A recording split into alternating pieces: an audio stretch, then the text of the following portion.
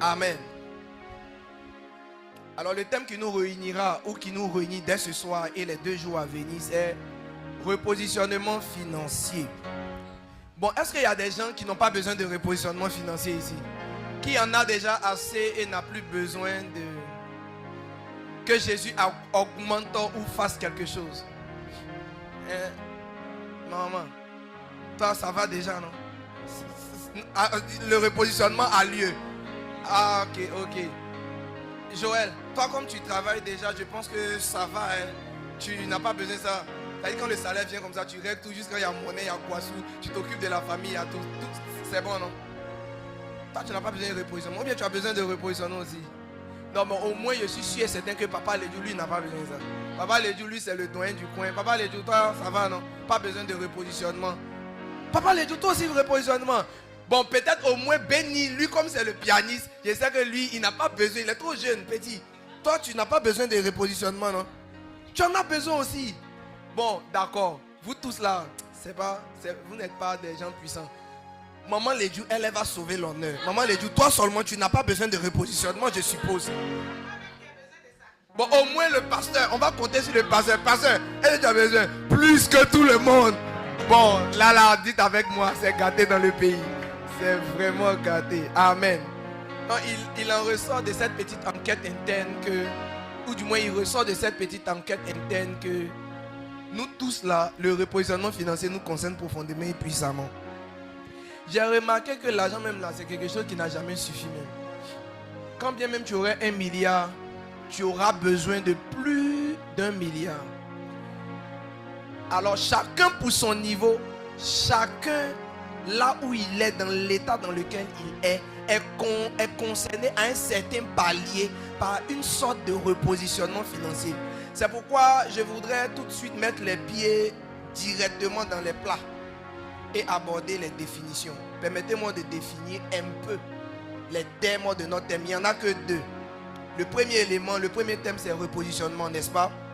Alors le dictionnaire Larousse définit le repositionnement comme étant l'action de modifier la position, la stratégie ou l'orientation d'une entité, d'un produit, d'une entreprise, d'un soldat ou d'un objet pour l'adapter, corriger sa trajectoire ou conquérir de nouveaux marchés. Je reprends.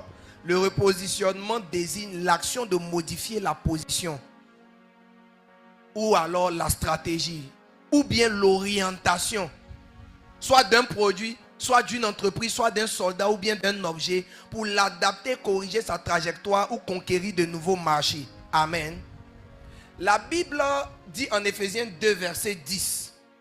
Pouvons-nous nous tenir debout pour honorer la parole de Dieu pour la lecture de ce premier verset? Car nous sommes son ouvrage, ayant été créés en Jésus-Christ. Quelqu'un peut-il dire nous sommes son ouvrage?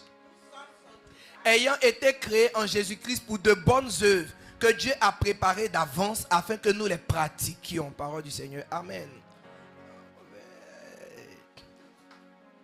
On a dans ce verset-là la preuve formelle, écrite noir sur blanc, que nous sommes pour Dieu un ouvrage. Nous sommes l'ouvrage de ses mains. Nous avons été formés en Jésus-Christ pour de bonnes œuvres. Ce qui m'intéresse dans ce verset, c'est notre statut d'ouvrage. Amen. Ainsi, nous pouvons nous considérer comme des objets qu'on peut repositionner. Amen. Mais on peut également, d'après 2 Timothée 2:3, se considérer aussi comme des soldats. L'apôtre Paul dira à son fils Timothée, souffre avec moi comme un bon soldat de Jésus-Christ. Amen. Donc tu vois, je te prends la définition du dictionnaire et la Bible vient te confirmer que en matière de repositionnement, les éléments ou les entités qui peuvent être concernées par un repositionnement sont les attributs que Dieu te donne.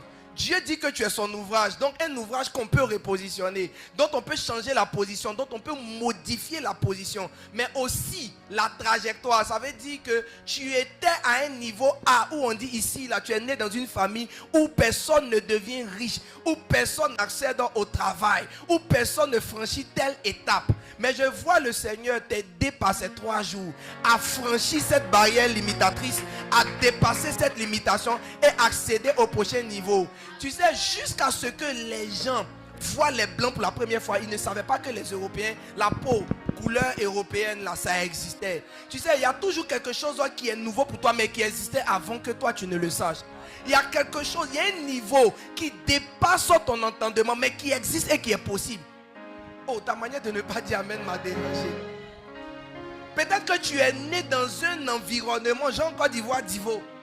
Et depuis, tu n'as pas idée qu'il y a quelque chose de mieux que cette vie-là qui existe. Mais le Seigneur dit pour toi, son ouvrage, qu'il peut repositionner, prendre dans une position et envoyer dans une autre position. Il a préparé un certain nombre de bonnes œuvres pour que toi, tu puisses les pratiquer. Je prie au nom de Jésus qu'à la fin de ces 3 jours, la parole et la vérité de la parole entraînent un changement et une transformation dans la vie de quelqu'un. Alléluia. Mais j'aime aussi une autre définition que j'ai trouvée sur Google. La Bible, le dictionnaire en question dit que le repositionnement définit ou désigne un changement structurel. Ça veut dire un changement de structure. Si on voulait parler d'une maison, la structure de la maison, ce serait les fondations, les poteaux, les différents piliers, la charpente ou les différents chaînages, la charpente, la toiture. Enfin, c'est ce genre d'éléments. Donc, quand on prend une maison, elle tient sur quelque chose. Ce sur quoi la maison tient, c'est la structure. Quand tu prends un immeuble, la fondation d'un immeuble n'a rien à voir avec la fondation d'une villa. Amen. Parce que l'immeuble doit aller loin, donc la structure est différente. La dernière fois, je regardais sur Internet un documentaire d'architecture. Comment ils ont construit le Burj Khalifa à Dubaï. Le plus haut immeuble du monde qui dépasse même les nuages. C'est-à-dire ça franchit les nuages. Ils ont mis mais un nombre incalculable, je n'ai même pas réussi à compter sur l'écran, de poteaux, de piliers. Il y a du fer partout, du fer comme tu n'en as jamais vu. Quelque chose qui va aller affronter les vents au-delà des nuages. Je comprends aisément pourquoi est-ce qu'on doit mettre du fer, du béton armé et une structure comme on ne peut pas voir en Côte d'Ivoire ou dans un pays standard. Même aux États-Unis, on n'en voit pas parce que l'édifice doit aller très loin. Donc, le repositionnement aussi signifie qu'on va changer la structure. On va changer ce sur quoi la personne s'appuie. Mais l'homme ne s'appuie pas sur des faits. L'homme s'appuie sur ses pensées. L'homme s'appuie sur une manière de réfléchir. Ce qu'on appelle une mentalité ou l'intelligence. C'est pourquoi Romains 12, 1 à 2 nous parlera d'assister au renouvellement de l'intelligence.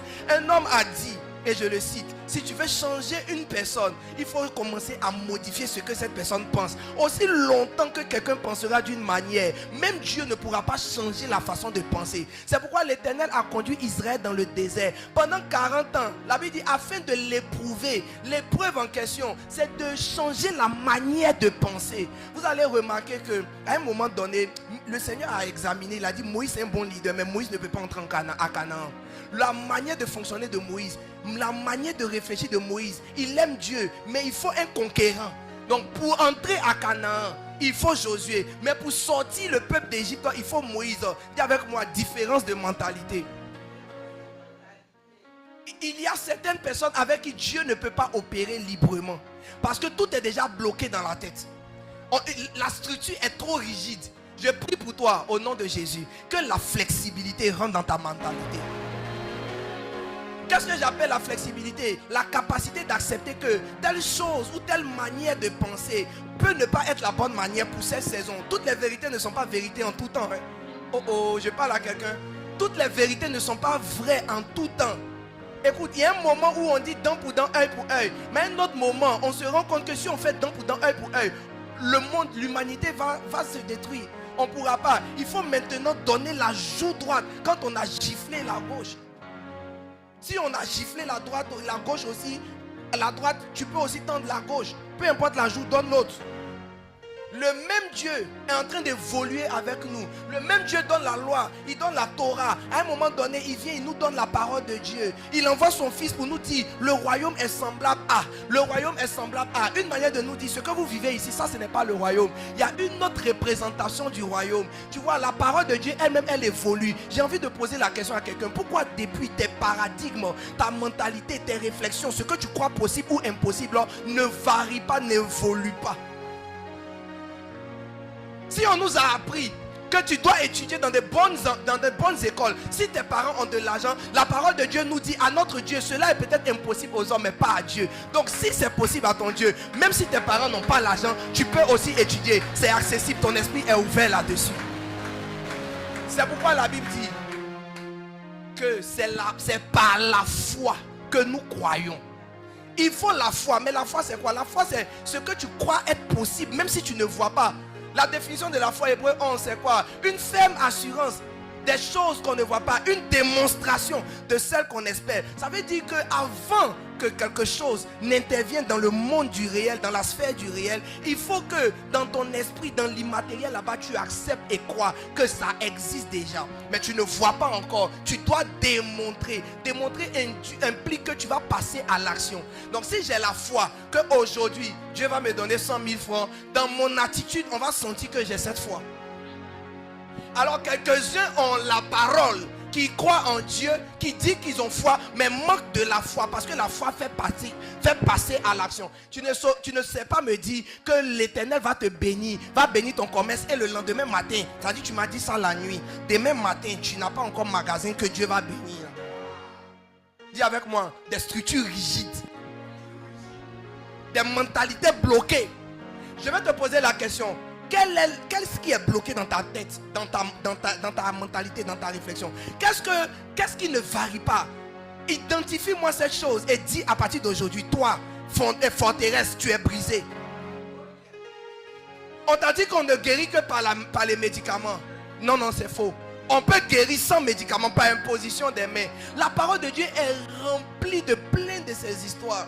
Mais vous voyez, on lit, on croit, ou du moins on accepte dans notre intelligence. Mais on ne manifeste pas cela parce qu'on n'a pas foi en cela. Même quand on dit qu'on a la foi, notre foi n'est pas vraie. L'apôtre Jacques a dit, montre-moi ta foi sans les œuvres, je te montrerai ma foi avec les œuvres. Maman, si tu dis cette année, Dieu va te bénir. Jusqu'à la fin de l'année, je suis sûr et certain que Dieu va te bénir. Mais il y a un ensemble de manières de penser, de réfléchir, de fonctionner. Il y a un ensemble de croyances qu'on doit refuser. Alors quand on parle de financier, ça c'est assez simple. C'est relatif à tout ce qui concerne l'argent. Money. Et les finances publiques de manière générale. Donc si on parle de repositionnement financier, on est en train de parler de la réorganisation de la structure financière dans la vie d'un enfant de Dieu, en vue de corriger des difficultés et d'optimiser ses acquis. En d'autres termes, le repositionnement financier, c'est l'action de modifier la position et la stratégie ou encore l'orientation financière d'une personne. Donc où tu es là, tu as une certaine orientation financière. Par exemple, certaines personnes ont une orientation de dépenses. Ils dépensent beaucoup. Ils n'épargnent pas, ils dépensent beaucoup. Même quand ils épargnent, c'est pour dépenser l'épargne. Tu vois l'idée? C'est pas pour investir l'épargne. Quelqu'un... on communique. Non, nous on épargne pour bouffer l'épargne. Sinon on épargne. Si, on épargne. On a caisse. Qui a caisse? Qui a un coffre sur son web? Qui a un compte épargne? Mais tu vois, non, on met et on retire. On met et on retire. Et regardez, une dame faisait du très bon poulet à Abidjan. Et un jour, Dieu voulant la bénir, a permis qu'un monsieur qui a quitté en Europe, je ne sais pas précisément dans quel pays, il est venu et il a mangé ce poulet. Il était tellement... Ça veut dire qu'il y a un goût particulier qu'il a ressenti dans le poulet qui lui a tellement plu. Donc il a décidé de dire à la femme que pour son mariage qui était dans quelques mois, il veut manger le même poulet de la dame. Donc qu'elle prenne tout ce qui est ustensile. Il ne veut même pas qu'elle utilise les ustensiles de là-bas. C'est même casserole ou quoi. On fait poulet dans quoi? Poêle ou je ne sais quoi. Casserole. Les mêmes ustensiles dans lesquels elle prépare encore du voice là. Qu'elle met tout dans un paquet. Et qu'elle le trouve en France. Pour aller faire son poulet braisé qu'elle a fait en Côte d'Ivoire qu'il a aimé. J'ai dit, même si Jésus veut t'envoyer en France, au moins il faut que tu fasses poulet braisé, quelqu'un va goûter. Je ne sais pas si tu comprends un peu de quoi je vais t'emmener. Nous, les chrétiens évangéliques, on a force gamme, on a une mentalité très bizarre. Prier en langue. Ragada, Yamada, Baba Baba, Rogodobodo, Rimanana, Remayada, Robarabara. Et puis après ça. Paresseux, jusqu'à quand seras-tu couché? Dis avec moi, mentalité dépassée. Je voudrais lire avec toi nos versets de base. Et parce qu'aujourd'hui on a été très perturbés, je vais m'arrêter là et demain on va aller en eau profonde. Yes. T'inquiète pas, le temps va finir les 2 ou 3 versets de base là. Tu vas avoir la substance du soir. T'inquiète, on n'a même pas encore commencé. Je ne faisais qu'introduire le sujet.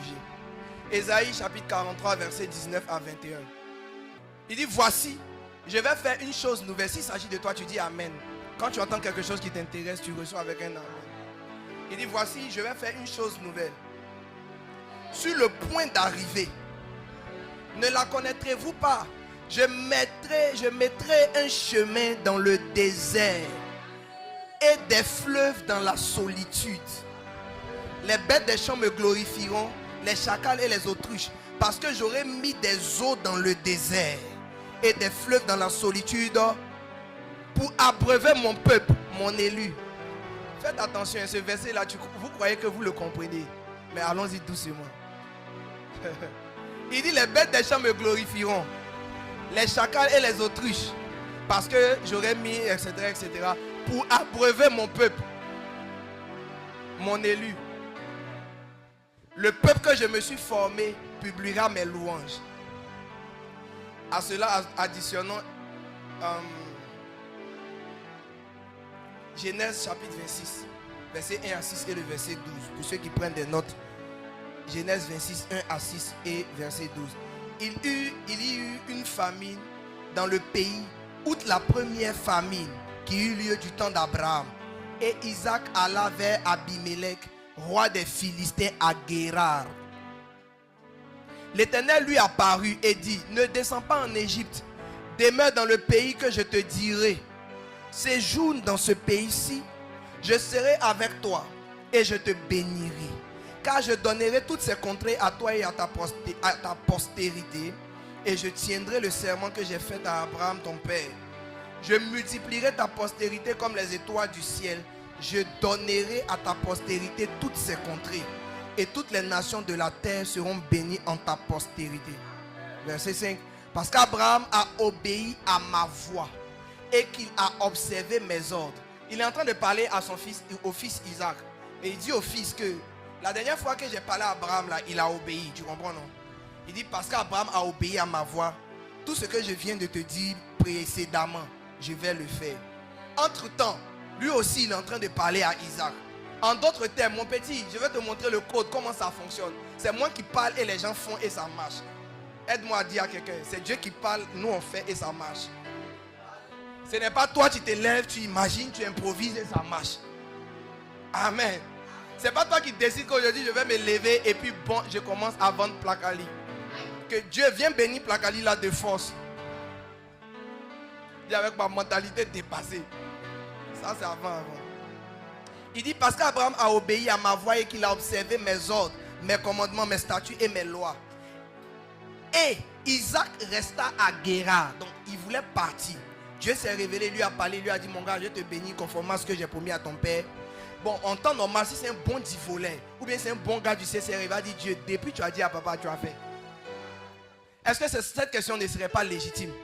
Tu as parlé à mon papa depuis, lui-même il n'a pas vu ce que tu as dit. Moi aussi son fils, je vais quitter la famille, tu me dis de rester. C'est pas même rester, tu as dit au vieux, il est resté, il est mort là. En temps normal, si Isaac réfléchissait comme nous autres, normalement il a dit Dieu, avec tout le respect que tu dois, s'il te plaît, attends un peu, au revoir, ciao, bye. Tu as fait une promesse à mon papa. Mon papa lui-même n'a pas vu dans lui sa promesse. Et tu viens me dire que sa promesse c'est sur moi, toi tu vas respecter ça. De vous à moi, si on veut réfléchir à la manière humaine là, est-ce que ça tient la route? Le détenteur de la promesse n'a rien vu dedans. Moi j'ai intérêt à me chercher et très vite. Mais Isaac a réfléchi jusqu'à, il dit c'est mieux. Comme Dieu est Dieu, il ne ment jamais. S'il dit que promesse de mon papa c'est sur moi, ça va arriver. C'est que ça va arriver sur moi. Mon papa a obéi. Donc la promesse tient. Moi aussi, ils sont arrivés sur moi. Qu'est-ce que je dois faire? Je dois obéir. Verset 12. Parce que les 7, 8, 9, 10, 11, ça parle d'Abimelech qui veut prendre la femme d'Isaac. Ça ne nous intéresse pas. Mais à partir du verset 12, on nous donne la suite des agissements d'Isaac. La Bible dit, Isaac s'aima dans ce pays. Donc un pays, si tu as oublié Genèse 1, il y a eu famine dans le pays. Donc le pays où il y a la famine c'est à cause de la sécheresse. On manque de nourriture parce que la terre n'a pas produit. Et on dit que lui, il est venu s'aimer là. Dis avec moi, c'est de la folie. Mais tu vois, la sagesse de Dieu est une folie pour les hommes. Quelqu'un dit avec moi, la sagesse de Dieu est une folie pour les hommes. La sagesse de Dieu. Le jour où Dieu va venir te dire la chose qui peut changer ta situation financière, sincèrement, ça va ressembler à une folie. Ça va ressembler à une bêtise. Le jour où le Seigneur voulait aider la veuve de Sarepta, ce qu'il lui a demandé, ça ressemblait à une folie. Chaque fois que Dieu a voulu mettre les personnes dans le surnaturel, ça a toujours ressemblé à une folie. J'aimerais dire à quelqu'un, demain nous allons étudier la folie des hommes qui est sagesse pour Dieu. Il veut bénir Abraham. C'est le même Isaac qu'il est en train de vouloir bénir là. C'est de lui il s'agissait quand il a dit, sacrifie-moi ton fils.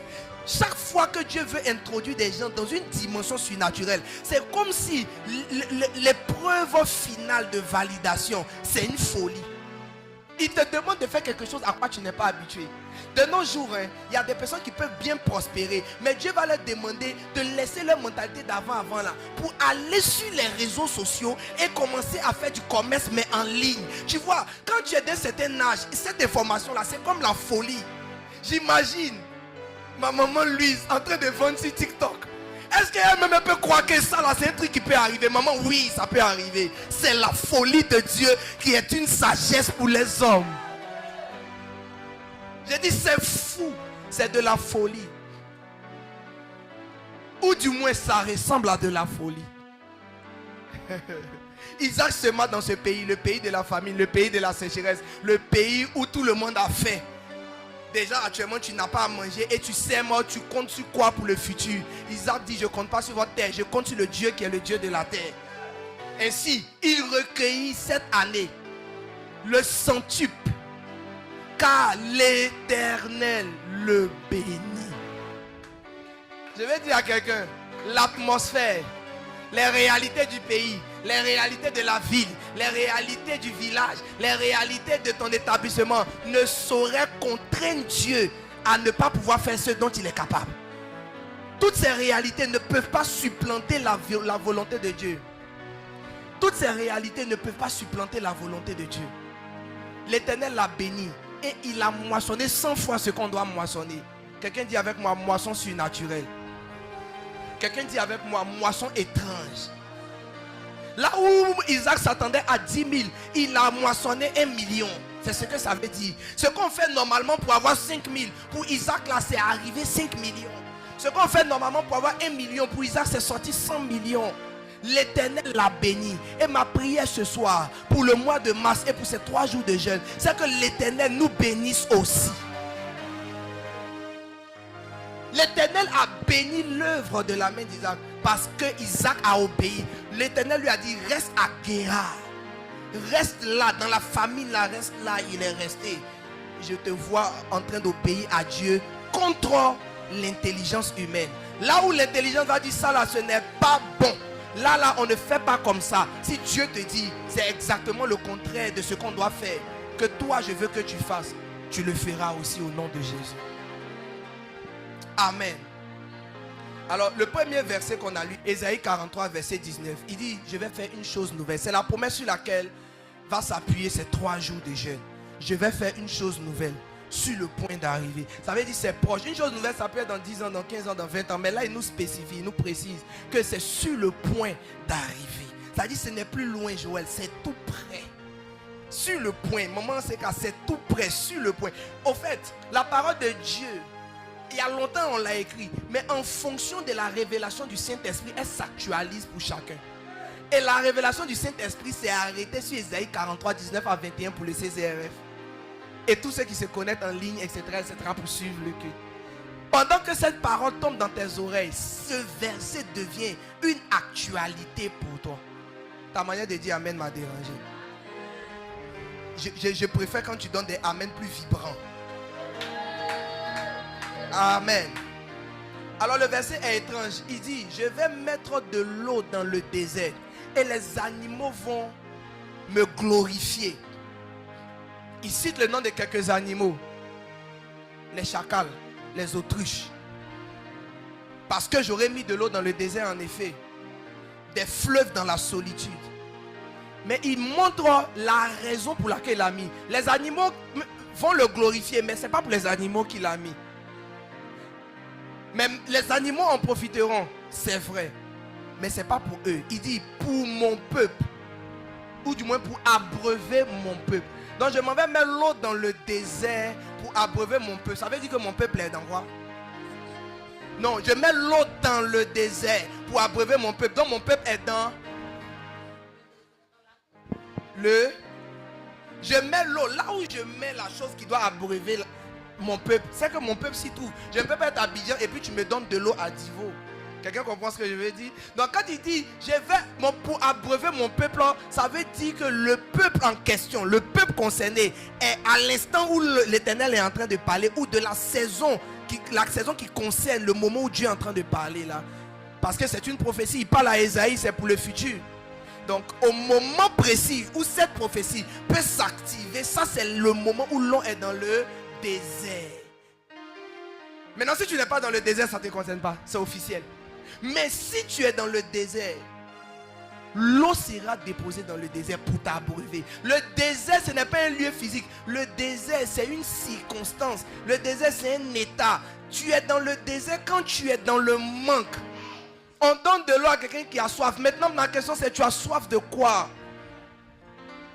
Dans cette saison-là, maman l'a dit, tu as soif de quoi? L'Éternel dit, il va mettre de l'eau pour abreuver son peuple. Est-ce que je peux dire une vérité à quelqu'un? En mars 2026, la meilleure position que tu pouvais avoir, c'était être dans le désert. Parce que c'est là-bas que l'eau est en train d'arriver. C'est là-bas. Il dit, je mettrai aussi des fleuves dans la solitude. Tu comprends donc que Dieu n'est pas en train de parler de certains endroits. Il est en train de parler de certains états. Celui qui se sent seul, abandonné, qui n'a pas de soutien, qui ne sait plus où regarder. Vous savez, dans toutes nos familles, on a des gens qui ont les moyens qui ne veulent pas nous aider. Il y a toujours un tonton qui est bien placé qui ne fait rien, toi. Il y a toujours une tante qui est bien placée qui ne fait rien, toi. C'est qui, c'est qui ça? Que Dieu touche la sœur en question. Il dit, je vais mettre des fleuves dans la solitude. Il y a des personnes qui sont dans la solitude maintenant parce qu'ils n'ont plus de papa. Papa n'est plus. Maman est seule en train de se battre. Ou maman n'est plus. Papa est seul en train de se battre. Souvent même les deux parents sont là, ils vivent, mais ils sont tellement loin au village que toi tu es en ville en train de te débattre. Il dit, dans cette solitude, dans cet état où tu te sens seul, où tu te sens sans soutien, il va venir mettre des fleuves. C'est une prophétie. C'est une prophétie et elle marche vers son accomplissement. Il dit, je suis sur le point de faire une chose nouvelle. Elle est sur le point d'arriver. Je prie que quelqu'un reçoive cela par le moyen de la foi au nom de Jésus. Ce ne sont pas des paroles en l'air, c'est une parole annoncée par l'Esprit, le Seigneur l'Esprit. Je suis sur le point. Il dit qu'il est sur le point. Il est sur le point de l'annoncer. Et ce qui m'intéresse, c'est qu'après ça, il met virgule. Et de mon peuple, il passe à mon élu. C'est comme si la vraie pensée de l'Éternel est en train de sortir vers la fin du verset. Il dit les animaux seront heureux, mais les animaux ce n'est pas ma priorité. Je vais même abreuver mon peuple. Mais dans mon peuple là, je pense à quelqu'un en particulier qu'on appelle mon élu. Qu'on appelle mon élu. Maintenant vous vous souviendrez, la parole de Dieu nous définit comme étant un sacerdoce royal, un peuple. Alors la prophétie me concerne, elle te concerne, elle nous concerne. Parce que l'élu, c'est le Fils de Dieu. Celui qui a été formé en Christ pour ces bonnes œuvres qu'il doit accomplir. Voici présenté notre verset de base pour le repositionnement. Le peuple, l'élu qui était dans le désert, sera repositionné. C'est-à-dire ton désert va refleurir, ton désert sera arrosé. L'endroit qu'on appelait désert, la femme qu'on appelait délaissée, celui qu'on appelait raté, celui qu'on appelait chômeur, va voir son statut être changé. Mais pour ce faire, il faut que la structure soit malléable, soit flexible, la mentalité. Il faut que tu acceptes que la sagesse de Dieu est souvent perçue comme étant une folie, mais ce n'est pas de la folie, parce que c'est ça la sagesse de Dieu. Ainsi, je te donne ces deux versets avant qu'on ne puisse se laisser. 1 Chronique chapitre 12 verset 32 et Exode 36 verset 1. Ces deux versets seront, avec tous les versets que j'ai cités, nos versets de méditation et de prière pour la deuxième journée qui est demain. Quelqu'un dit avec moi, il nous faut la sagesse. Il nous faut la sagesse. La Bible parle en 1 Chronique 12 32 des fils d'Issachar ayant l'intelligence des temps pour savoir ce que devait faire Israël. Je vais attirer votre attention de manière particulière sur intelligence des temps pour savoir ce que faire. Et Exode 36 verset 1 parle de Betsaléel et Oholiab et tous les hommes habiles en qui l'Éternel avait mis de la sagesse et de l'intelligence pour savoir et pour faire. J'aimerais attirer spécialement votre attention sur sagesse et intelligence pour savoir et pour faire. Donc le premier verset nous parle de l'intelligence des temps pour savoir ce qu'Israël doit faire. Mais dans le livre d'Exode 36.1, on se rend compte qu'il y a aussi quelque chose qu'on appelle la sagesse et l'intelligence pour savoir et pour faire. Donc tu peux savoir ce que tu dois faire sans avoir la capacité ou la connaissance pour faire. Mais il y a la sagesse et l'intelligence. Les fils d'Issachar avaient l'intelligence pour vous savoir ce qu'ils devaient faire. Il te faut, avec juste l'intelligence, tu peux savoir ce que tu dois faire. Par exemple, si tu es juste un peu intelligent seulement, tu sais que si tu veux avoir de l'argent, tu dois faire un business. N'est-ce pas que tout le monde peut savoir ça? L'intelligence, si Dieu t'a béni seulement, tu as l'esprit de Dieu en toi, tu es bien intelligent, tu réfléchis, tu veux de l'argent, tu peux réfléchir. Toi, tu auras 10 idées de business. Tu peux réfléchir, savoir que si tu vas sur YouTube, bon, tu vas avoir quelques idées de business. Tu peux réfléchir et utiliser l'intelligence artificielle pour te générer des idées de business. Ça, c'est bien beau. La plupart des gens ordinaires peuvent le faire, si pourvu qu'ils aient, par la grâce de Dieu, l'intelligence des temps. Mais ce qui est un peu difficile à faire, c'est de réussir à avoir la sagesse et l'intelligence. Non seulement pour savoir faire, mais aussi pour faire, pour passer à l'action, pour la réalisation. Donc vous voyez que nous autres enfants de Dieu, on a beaucoup de bonnes idées qu'on ne déploie pas parce qu'il nous manque un petit ingrédient. Tu vois, ça c'est la dernière pincée de sel qui va donner la saveur à la sauce. Beaucoup d'idées, mais peu de réalisation. Souvent même tu commences la chose, mais ça ne dure pas. Combien d'enfants de Dieu ont des entreprises qui ont pu durer 10 ans, 30 ans, 40 ans, 50 ans? Moi, je suis toujours fasciné quand je vois des entreprises, on dit depuis 1800 quelque chose, depuis 1901, tant en temps et frère, tant en temps et fils. Mais nous autres, nos entreprises, ça commence quand 2020, 2022 et demi. C'est là que ça s'est arrêté. Mais pendant ces 3 jours, le Saint-Esprit va télécharger dans notre esprit et notre intelligence la sagesse et l'intelligence pour savoir et pour faire. Si quelqu'un a reçu quelque chose, il peut acclamer puissamment le Seigneur. Que Dieu bénisse ce que nous avons entendu. Élevons au moins une prière vers le ciel. Élevons quelques prières vers le ciel par rapport à ce que nous avons entendu. Acceptons, demandons au Seigneur la capacité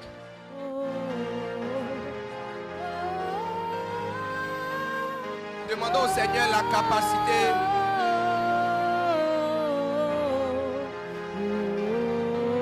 d'accepter que c'est l'heure du repositionnement financier. De nous donner l'art et la manière, l'attitude adéquate pour recevoir ce qui est en train de descendre.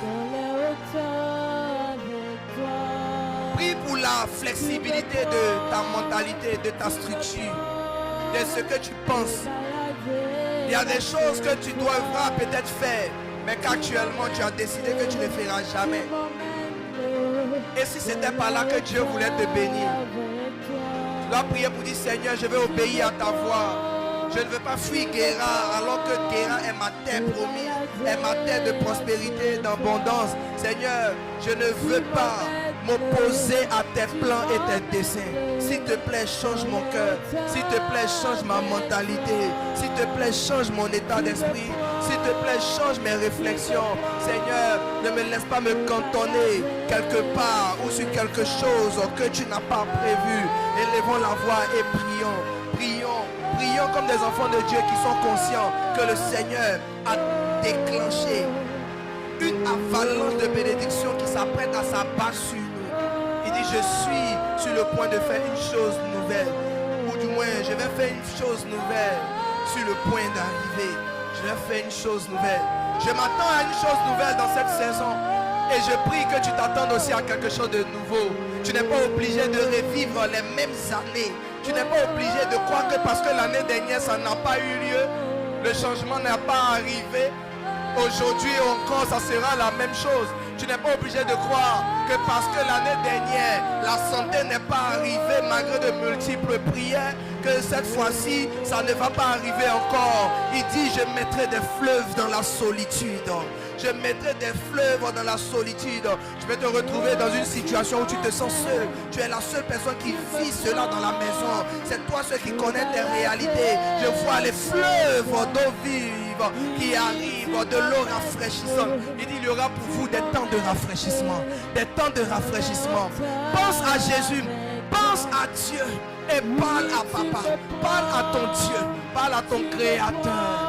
Parle à ton Créateur. Il est sur le point de faire arriver cette chose nouvelle. Je ne sais pas pour toi c'est quoi ton désert. Je ne sais pas pour toi c'est quoi ta soif. Mais je sais une chose, c'est qu'il est capable de mettre des eaux dans le désert. Des eaux dans le désert. Et même les animaux en arriveront à le glorifier. Ah, son peuple publiera ses louanges. Les louanges arrivent sur tes lèvres. Parce que tu es en train de parler à papa. Parce que tu es en train de parler à ton Dieu. Parce que tu es en train de recevoir dans ton esprit et même dans ton âme. Tu es en train de recevoir les effets de la parole. Les effets de la parole. Les effets. Et il en sera ainsi car nous avons prié au nom précieux de Jésus. Quelqu'un donne un bon Amen. Amen. Amen par acclamation. Se rasseoir s'il vous plaît.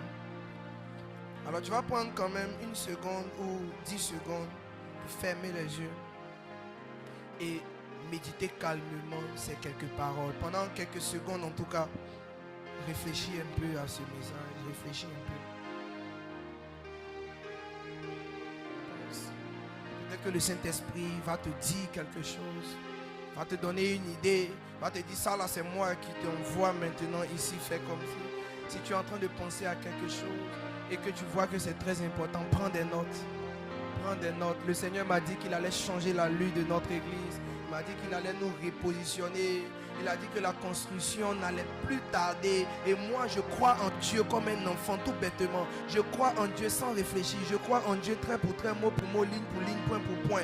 C'est pourquoi je crois qu'il est en train déjà de télécharger dans ton esprit des idées novatrices, des idées. Il est en train de te rappeler des choses qu'il t'avait dit mais que tu avais oublié. Il est en train de te donner de l'assurance.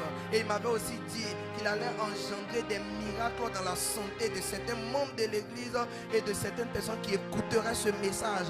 Je ne connais pas le challenge de santé que tu es en train de traverser ou qui est en train de se préparer dans ton corps, mais je veux anéantir par la puissance du Saint-Esprit les débuts de cancer. Je veux anéantir les fibromes, je veux anéantir l'hypertension artérielle, le diabète, je vais anéantir le marasme, je vais anéantir l'asthme, je vais anéantir, j'entends dans mon esprit les problèmes pulmonaires.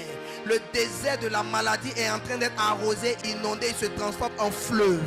Au nom de Jésus, je vais anéantir les migraines incessantes, les douleurs lombaires, les douleurs dans les os. Je vais anéantir les douleurs qui sont provoquées par le foie, le rhumatisme. Je vais anéantir les problèmes pulmonaires au nom de Jésus. Parce que le désert de la maladie, lui aussi, sera détruit par l'arrivée des eaux qui les submergent au nom puissant de Jésus. Désormais, j'appelle ce désert dans lequel tu étais un désert inutile parce que tu seras repositionné. Sinon, tu es en train d'être repositionné. La puissance et la gloire de Dieu arrive sur nous. Une chose nouvelle est sur le point d'arriver. Et quelqu'un donne un merveilleux, puissant Amen pour sceller cette déclaration. Donne ton puissant Amen pour sceller cette déclaration.